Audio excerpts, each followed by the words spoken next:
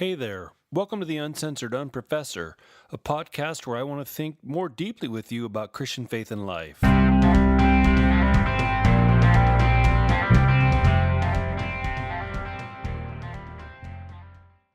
Hey, all of you believers, you non-believers, unaffiliated believers, you sort of believers, and even you think I'm a believers. Welcome today. Welcome to the Uncensored Unprofessor.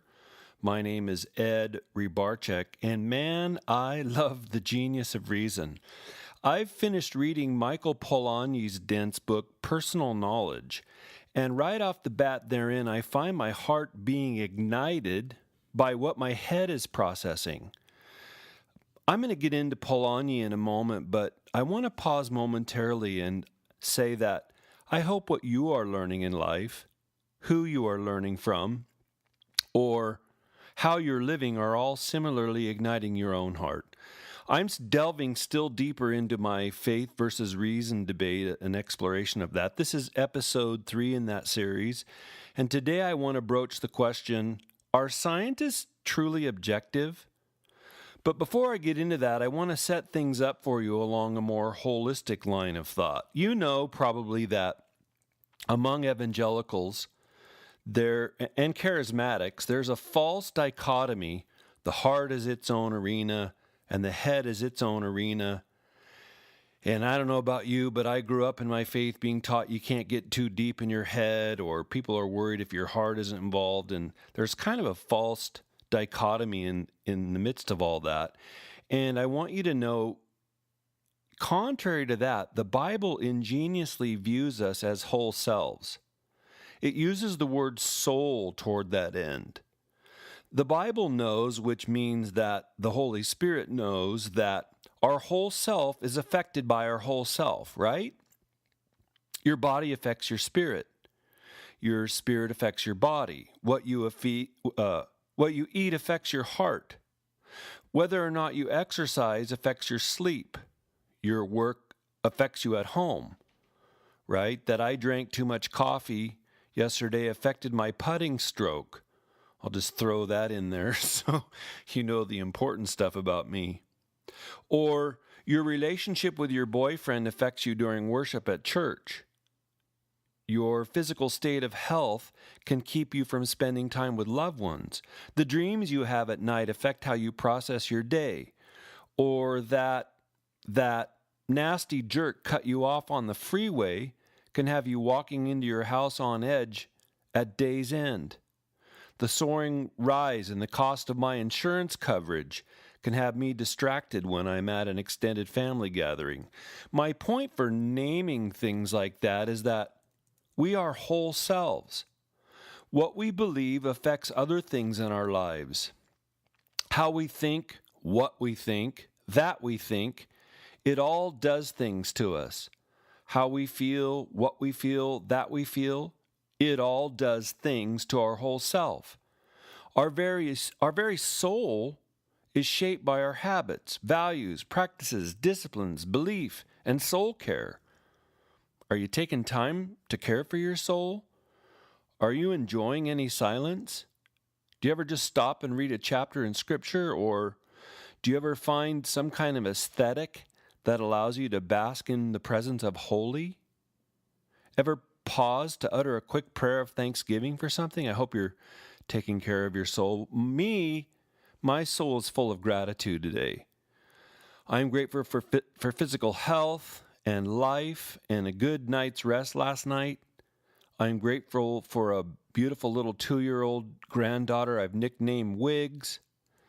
And in regards to the faith versus reason false dichotomy, I'm particularly grateful for beautiful and honest thinkers who pursue truth wherever it takes them. Thinkers like the Apostle Paul and Leslie Newbigin and Michael Polanyi. I'm grateful for new beginnings.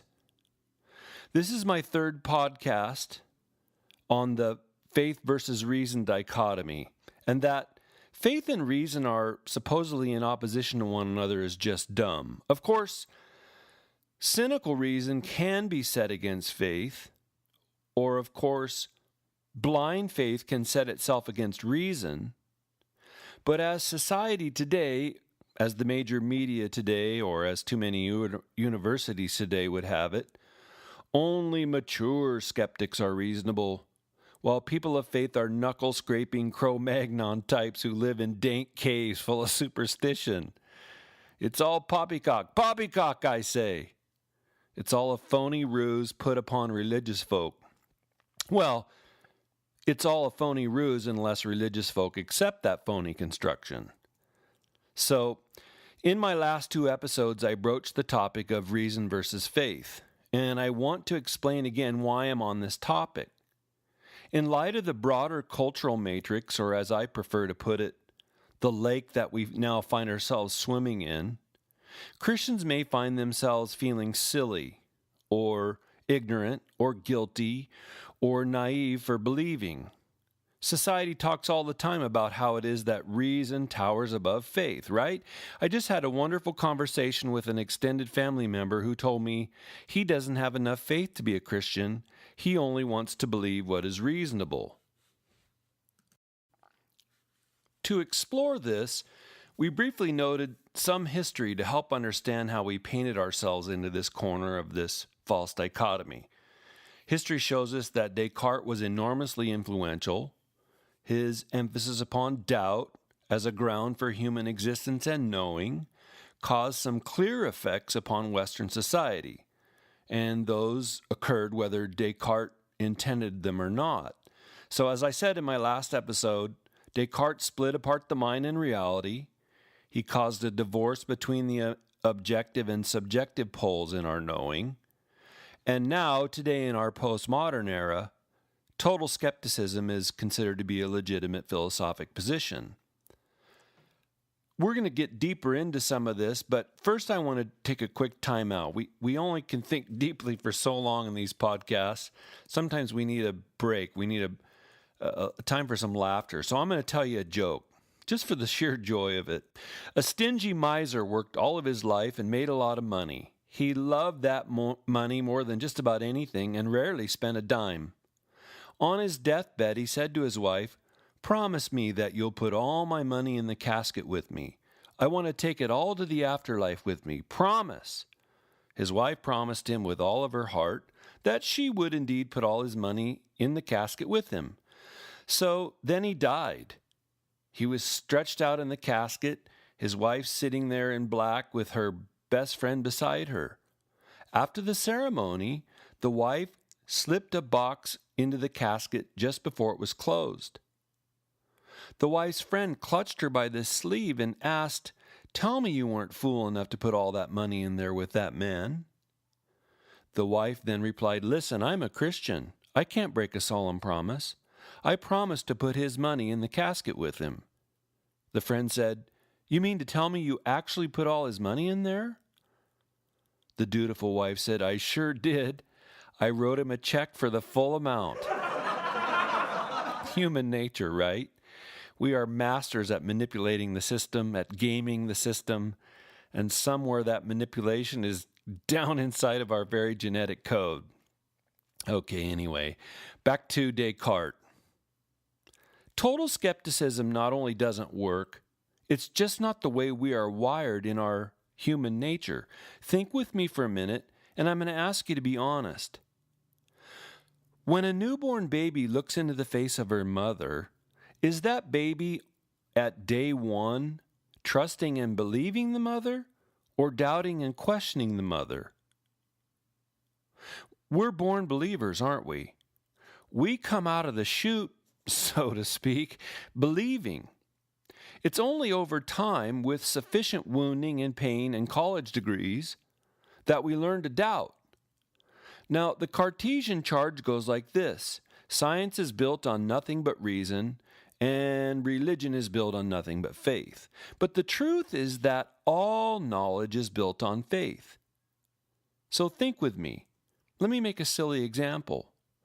To learn the discipline of software engineering, a college graduate has to accept on faith the instruction of her boss. If her new boss says, "Hey, let's sit down and talk through the logic of binary code to set up the basics of software writing," and then the student says, "No, it's not based on a 1 and 0 formula," well, there'd be no way for the lesson to go forward. Unless the new employee trusts the wisdom and training of her more experienced boss, the learning would be over, the job would be over, and the person wouldn't get the job. The way that it works is the student has to trust the veteran. Or here's another example. My mom is a master gardener. If I phoned her to ask, what's the best way to get my roses to look like Home and Garden magazine quality roses? And she said, oh, that's fun. Well, the first thing you need to do is make sure the soil has correct nutrients. You don't want it too hot, too rich, because the roots will burn. And on the other side of it, you don't want the soil to be too inert, or else the plant can't grow and it won't produce any buds. Now, if my mom said that and I responded and said, I can plant the rose in desert sand if I want, the gardening lesson would be over. I could not possibly learn the craft of gardening if I refused to learn from someone with years and years and years of knowledge and skill. This is so basic, and I'll run the risk of boring you for repeating myself. All of life is based on faith. It isn't all based on blind faith, but it is based on faith. And faith is simply trust. And there's simply no way to move forward if we don't trust the experience, wisdom, practice, training, and guidance of those who are trying to teach us. Let me further develop our serious thinking together by reading, and I know this is a horrible form of engaging you. I want to read aloud to you some of Polanyi's book. Now, Polanyi was, again, a Hungarian Jew. He lived from 1891 to 1976. He was a medical doctor turned chemist turned philosopher who was deeply concerned with what was happening in his lifetime to science. He didn't like that science was increasingly being used for established purposes or being co-opted by concerns outside of science itself. And I'll just add, I think that's still going on today, right? Polanyi had been a professor in Germany when the Nazis came to power, and he went on the rest of his career to emphasize freedom. Freedom for people, freedom for societies, and freedom for scientists. And I want to read you just a little bit of what Polanyi writes just at the very beginning of his book to set up some thinking for you so that we can unpack some of the insights of his philosophy. Quote, in the Ptolemaic system, as in the cosmogony of the Bible, man was assigned a central position in the universe, from which position he was ousted by Copernicus. Ever since, writers eager to drive the lesson home have urged us, resolutely and repeatedly, to abandon all sentimental egoism and to see ourselves objectively in the true perspective of time and space. But what precisely does this mean? In a full main feature film, recapitulating faithfully the complete history of the universe, the rise of human beings from the first beginnings of man to the achievements of the 20th century would flash by in a single second. Alternatively, if we decided to examine the universe objectively, in the sense of paying equal attention to portions of mass, this would result in a lifelong preoccupation with interstellar dust, relieved only at brief intervals by a survey of incandescent masses of hydrogen. Not in 1,000 million lifetimes would the turn come to give man even a second's notice.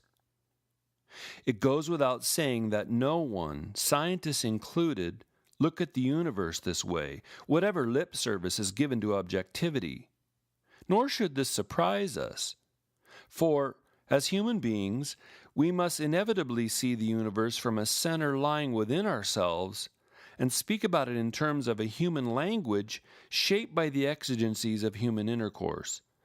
Any attempt rigorously to eliminate our human perspective from our picture of the world must lead to absurdity. Now, I have some points that I hope you'll think with me about to engage what Polanyi has written there. And he's saying several things. First of all, he's saying scientists can never be perfectly objective.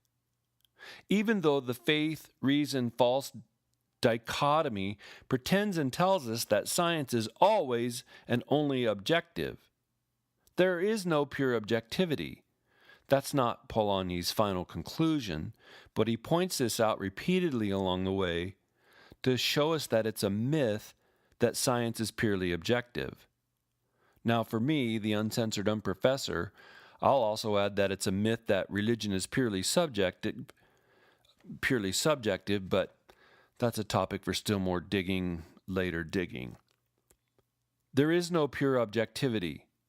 There's no place where the scientist's mind can go in the universe to be outside of itself so that personal commitments and biases and restrictions are removed. Similarly, there's no place in the universe where scientists can go to simply observe the factual laws at work. Scientists indwell the universe that they're studying. So things are already a jumbled reality at work in the field of science. Again, there's no perfect objectivity, nor can there be, and that's the case even among scientists.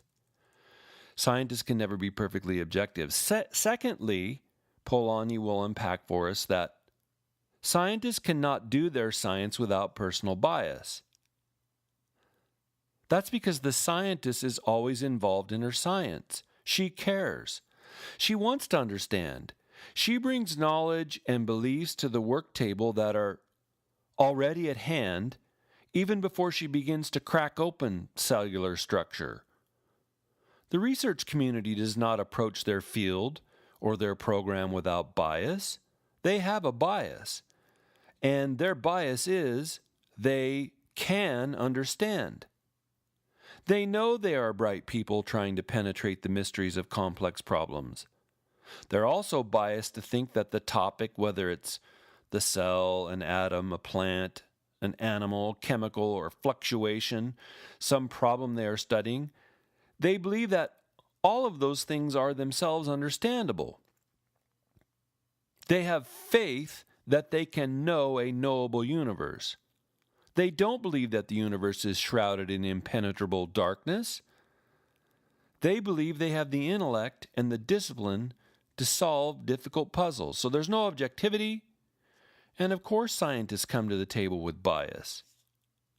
Third, scientists believe that their knowing is important. They don't view themselves as insignificant space dust. They don't view what they're doing as ridiculous in light of 15 billion years worth of time in the universe. They're all biased to believe that what they're doing is significant. They don't think to themselves, wow, I've only been around 40 years. How insignificant and absurd is my research today when the Earth has been around for 5 billion years? No. Scientists believe that their knowing, their research, their understanding is important. And they couldn't do science if they didn't believe this. So this means that from beginning to end, science is full of faith. I don't think we stop much and consider how science must involve faith. I don't think scientists much stop and consider how science must involve faith. But that science is pure reason at work for solely rational means is simply a myth.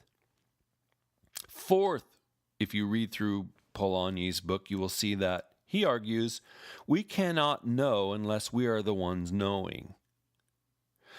We can never know something apart from ourselves. Now, this may seem so obvious, but it's so critical in how we approach the faith versus reason dichotomy, because we're told all the time that the scientist is detached and objective and totally dispassionate in performing her discipline, and all of that's sheer stupidity. Why else would a scientist perform her experiments and chase after truth if she didn't care? But of course the scientist really cares. Now, maybe we would like to think that the scientist cares because she's simply a truth zealot, but that's not always the case. But even still, she really cares. Or if she's motivated by the carrot of a Nobel Prize and not solving the puzzle itself, she still cares. Or if she's motivated by the possibility of a multi-million dollar government contract, and don't think that doesn't come into play with science today, and not the experiment per se, she still profoundly cares. The scientist is alive and processing within her scientific work. She knows. And whether or not she's aware of it, she is involved in her knowing. Put differently, Polanyi argues, this means that at important levels, all knowing is subjective. All knowing is subjective in the sense that the subject, the self, a community of selves, is invested in the knowing of their knowledge. Polanyi preferred to put it this way, quote, all knowing is personal, end quote. Again, on page 3, he wrote, quote, any attempt to rigorously eliminate our human perspective from our picture of the world must lead to absurdity, end quote. And a few pages later, he writes, the modern man has set up as the ideal of knowledge the conception of natural science as a set of statements which is objective. But the purpose of this book is to show that complete objectivity, as usually attributed to the exact sciences, is a delusion and is in fact a false ideal, end quote. All knowing is personal. All knowing involves the self. A fifth point I want to point out to you, point. Polanyi makes it clear throughout his book that all knowledge involves a risk. If someone is sincerely trying to understand the universe and the millions of components of the universe in a sufficient or coherent manner, one's going to have to take some risks in one's knowing, right? All knowledge involves a risk. No one has a God's eye view. Everyone's knowledge is tenuous, though we'd likely agree on the principle that some knowledge is more tenuous than others, but still, all knowledge involves a risk. And in the history of science, many well-meaning and convinced scientists have been proven wrong. They were once right among their contemporaries, only to find out later that a newer and better answer or discovery proved the earlier one wrong. Those scientists took the risk of believing their answer was the best one, and indeed, at the time it was the best one, until it wasn't. But the provisional nature of their position did not keep them from adopting a position. They were committed to their idea because it made the most sense, even though it was a risky thing to do. And that's because there's just no way of knowing that doesn't involve risk. If today you're suspending religious belief because it might seem risky, you're only placing your faith in some other belief system, one that it's also full of possible errors or shortcomings or incoherencies. Someone can't believe in much of anything of importance without taking a risk. Some folks say to themselves, or some of us, well, I'm only going to bet on a worldview that's reasonable. Fine, you get that choice. So how are you defining reasonable? That it makes sense to you? Is your perspective so perfect that you get to decide what's finally reasonable? Or do you really believe the human mind can fully understand the complexities of the universe? Can your mind even just process the reality and event of death? Does reason alone satisfy us with an answer about death? There's a risk that even reason might be wrong. Goodness, the history of science alone proves such a truism. We take the risk, usually without even thinking much about it, because we have a deep and abiding hunger to know. We want to understand. But we can't possibly understand without committing ourselves to the knowledge or the perspective, the tradition, the interpretation that makes the most sense. And this again is Polanyi's throwdown. If we don't commit ourselves in a personal way to the position, we are really just being absurd. Knowledge is always personal because it always involves our hearts and commitments. Who do you know who's a fully committed absurdist? I know 0 people like that. As I think about it, God bless Friedrich Nietzsche. He was a committed nihilist. He wasn't simply drecking about when he committed himself to a nihilistic view of reality. He wasn't kidding when he thought there's nothing real in life except what they say there is. And I think the cool thing, the stunning thing, the jaw-dropping thing is that Nietzsche died in an insane asylum. His death beautifully and tragically fit his entire worldview, which is that nothing is real except what we say there is. Well, if nothing's real, even though the self continues to exist, then the only integrous next step is to go crazy. You see, most folks, even when they say there is no absolute truth, belie their own statement by the way they live their lives, right? They brush their teeth regularly because they don't want to get cavities. Brushing their teeth belies the truth that they're finite. Or they refuse to stick their kitchen fork in the electrical outlet because they know they'll get quite the shock. Their commitment to safety belies their belief that nothing matters. Or people drive on the right side of the road so that they don't have a head-on collision. They in fact do believe that pain and death should be avoided. And again, this proves the point that knowledge itself requires some risk, the risk of trust, the risk of faith.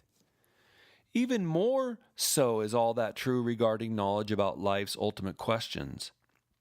This is true as much for a scientist as for a Buddhist priest. Answers to ultimate questions require trust and faith, and one can either take the risk that somebody has answers, or one can check out and pretend not to care and allow your soul to become cold and cynical. But there's no way of knowing without trusting. Now, if you've been listening to me as I think through Polanyi, you may be asking yourself, Ed, why do you hate science? I don't hate science, not even a little bit. I've said it before, I'm deeply grateful for scientific and medical and technological advances over the last 100 years. But I'm emphasizing Polanyi and his critique of science as being somehow merely rational or merely reasonable to establish some important consequences. One of which is that science is far more complicated than the mere use of reasoning. Now, if you're still listening, and I mean really listening, I could just hug you. Because I'm no longer employed at a university, I could hug you without fear of a long, drawn out follow-up full of near-legal terminology, right? The administrator speaking to me in a hushed tone, Ed, did you mean to hug her like you genuinely cared for her well-being as a person? Ed, now that you're sitting here in my well-appointed office, did you think that what you did was appropriate behavior for a Christian professor? Ed, don't you know that hugging a woman like that means you're a sexual predator? And I'm thinking, wow. I was just so delighted that she was so excited about learning and growing and thinking and developing in her faith. And I was just so happy for her that I side-hugged her. Oh, well, Jesus, thank you for your freedom. Yes, thank you for appropriate boundaries, but thank you for your freedom. Thank you for shared podcast hugs. Oh, well, wow. Oh, my goodness. How time flies, right? Here we are thinking together, and suddenly we look up at our phone because who wears a watch anymore? And we realize that it's time to stop. And I'm not even close to done showing you how it is just a myth that science is solely based on reason. I'm going to do some more of that in future episodes. But for now, thank you so much for listening. And thank you even more for thinking carefully for just a few minutes with me about this important matter.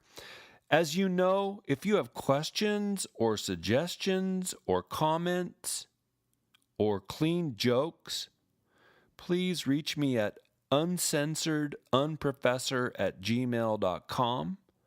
One more time, all small case, uncensoredunprofessor@gmail.com. Don't send me your hate mail.